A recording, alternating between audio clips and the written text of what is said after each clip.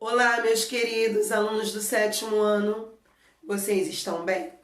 Eu espero que vocês estejam aí muito bem, na casa de vocês, guardadinhos, nesses dias aí tão turbulentos, né? Fiquem em casa, se protejam, que o melhor lugar para estarmos nesse momento é na nossa casa, tá? Vou começar a aula de hoje lendo um salmo com vocês. É um salmo muito conhecido esse, mas que fala muito ao meu coração. E é uma verdade, que é o Salmo 23, tá? Ele diz: o Senhor é o meu pastor, nada me faltará. Ele me faz descansar em pastos verdes e me leva a águas tranquilas. O Senhor renova as minhas forças e me guia por caminhos certos, como Ele mesmo prometeu.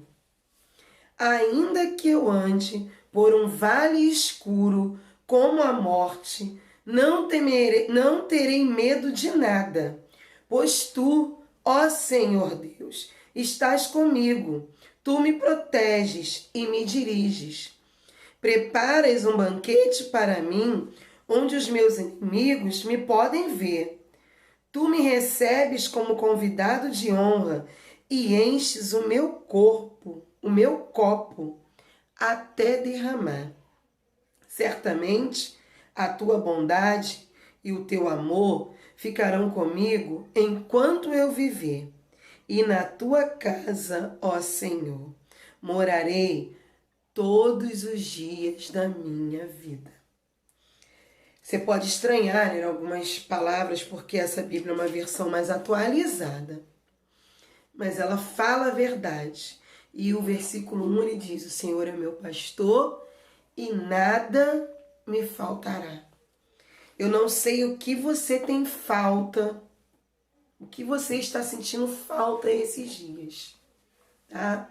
Você está achando que está em falta, tá bom? Agora eu venho te dizer que se você tem o Senhor como seu pastor, nada vai faltar na tua vida, tá bom? E os seus planos serão bem-sucedidos. Os seus planos, os planos da sua família, todos eles serão bem-sucedidos, tá? Qualquer dificuldade que você esteja faltando, não deixe de acreditar que o Senhor está contigo. O Senhor está te guardando. Tá bom? Vamos então começar os exercícios de hoje? Hoje nós vamos ter revisão da matéria, tá? Teremos 3 semanas. Essa é a primeira aula de revisão. Na semana que vem tem outra, depois tem outra. A revisão de hoje é do capítulo 4, tá? Que é expansão portuguesa na África e na Ásia, tá? Essa a revisão de hoje, tá bom? Então, hoje, para você começar a aula, esteja com a folhinha em mãos, tá bom? Porque com a folhinha em mãos, você vai conseguir fazer o que eu estou te pedindo, tá bom? Vamos trabalhar? Peguem aí tudo e bora trabalhar!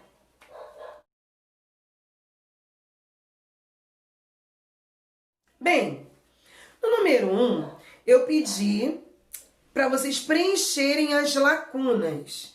É o nosso famoso complete. Nessa aqui eu boto preencha as lacunas para ficar mais bonito, mas é o complete. Bom, letra A. Os árabes navegando pelo mar. Ó, árabes, só tem um mar aí possível, que a gente falou em aula. Mar e pelo oceano. Observem que eu tô falando dos árabes, tá? Navegando pelo mar e pelo oceano, apoderaram-se das principais comerciais, marítimas e terrestres que ligavam o Ocidente ao... Só vocês irem assimilando e completando aí. Letra B. A partir da expansão do Império Muçulmano, os árabes passaram a comercializar as mercadorias mais apreciadas da época. Especiarias da... pontinho, pontinho. Pedras preciosas da... tum, tum, tum, tum, tum. Seda da... tchararã. E ouro... tchan, tchan, tchan, tchan. E marfim da... parararã.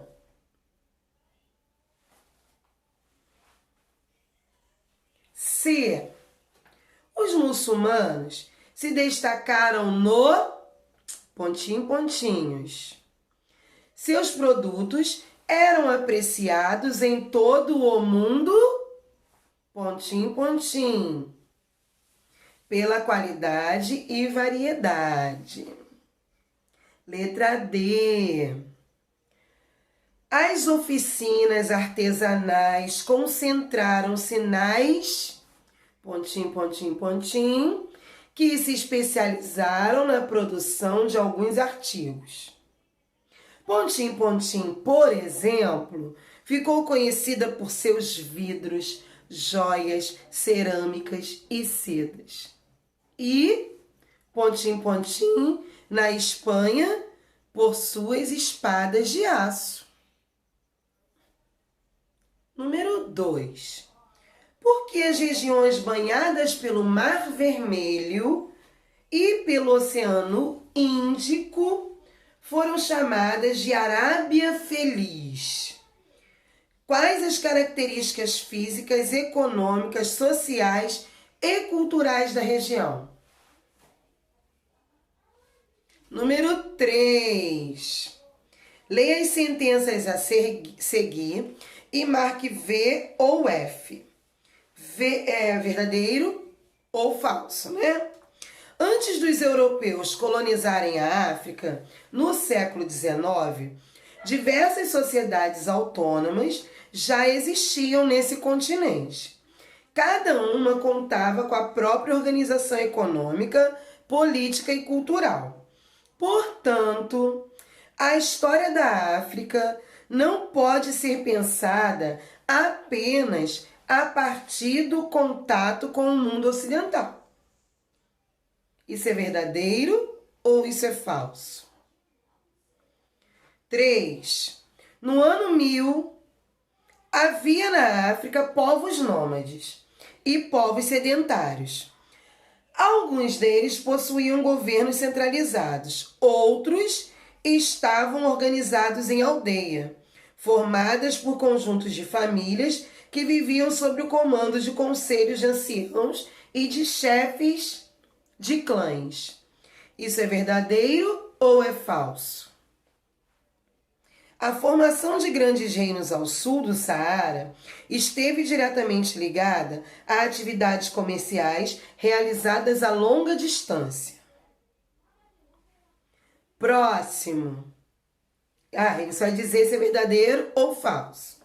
Atualmente, no continente africano, não existem mais países cuja população segue o islamismo. Isso é verdadeiro ou falso? Número 4. Elabore um texto sobre o reino do Mali, utilizando as palavras a seguir. Reino de Gana, século 13 e 16, Império do Mali, Mansa, comércio, rotas transsaarianas, taxas, população e sal. Tem que ter todas essas palavras no seu texto. Tá bom? Sobre o reino de Mali. 5.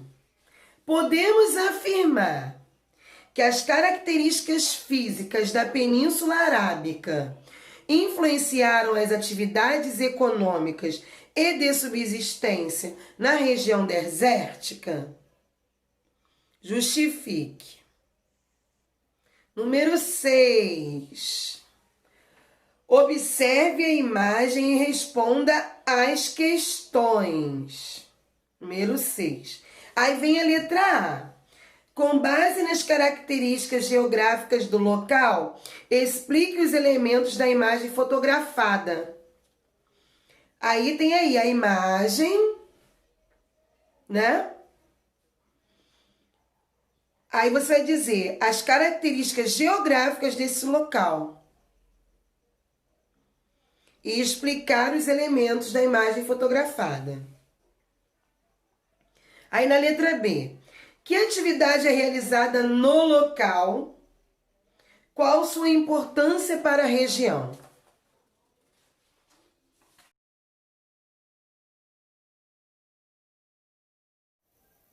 Vamos conferir os nossos exercícios para ver quem aí conseguiu acertar, né?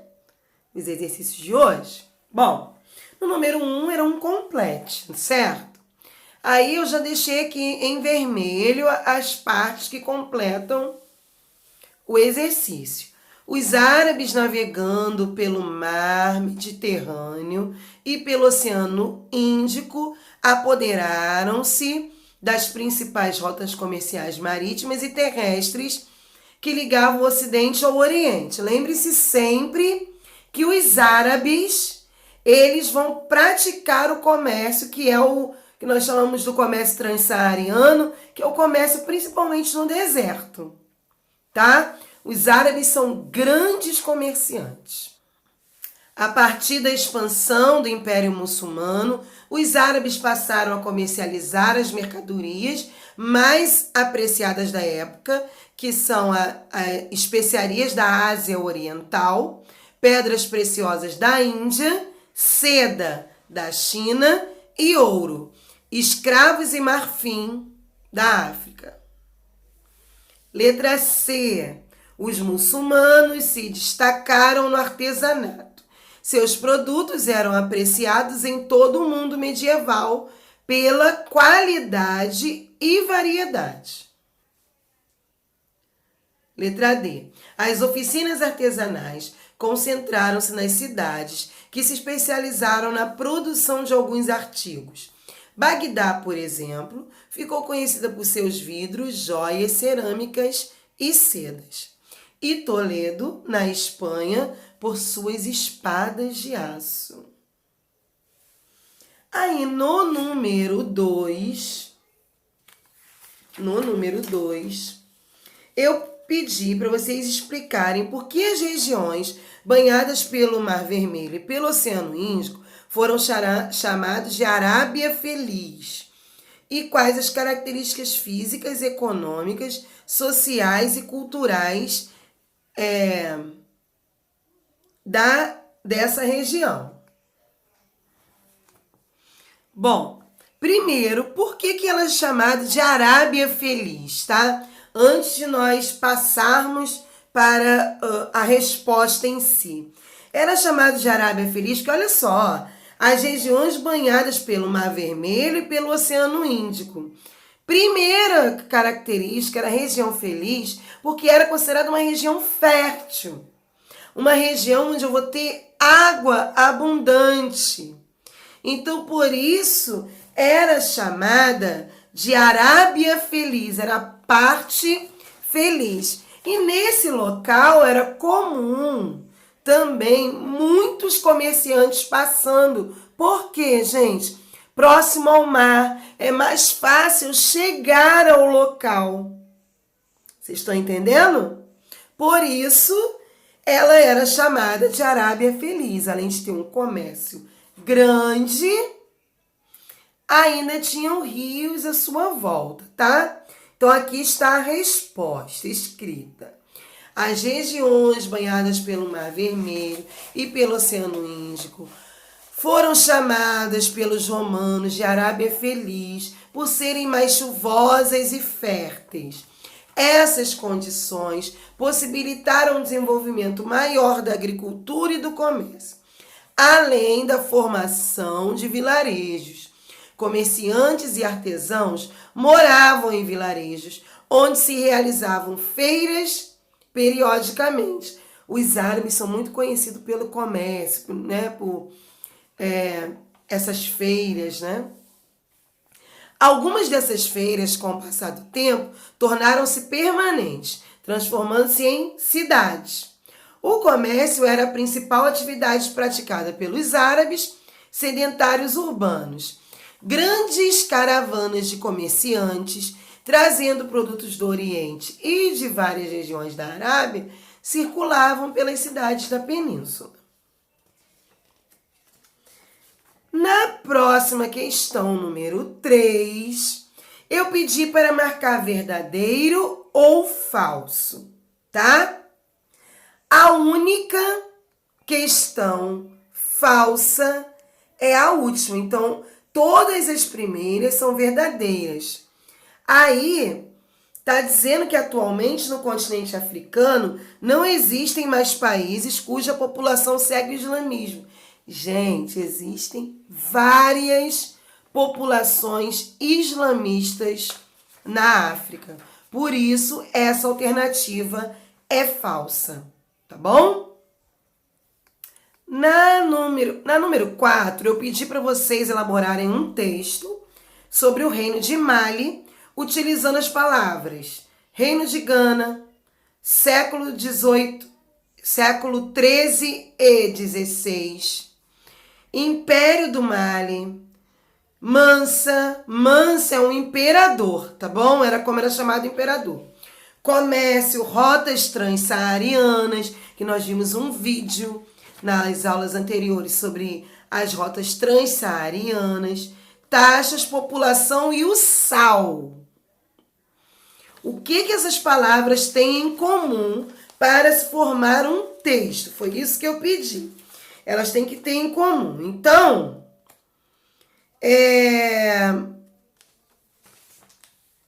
fazendo esse contexto, tá aqui, ó. Uma sugestão, porque o texto de vocês pode ser diferente do meu, mas tem que ter algumas informações.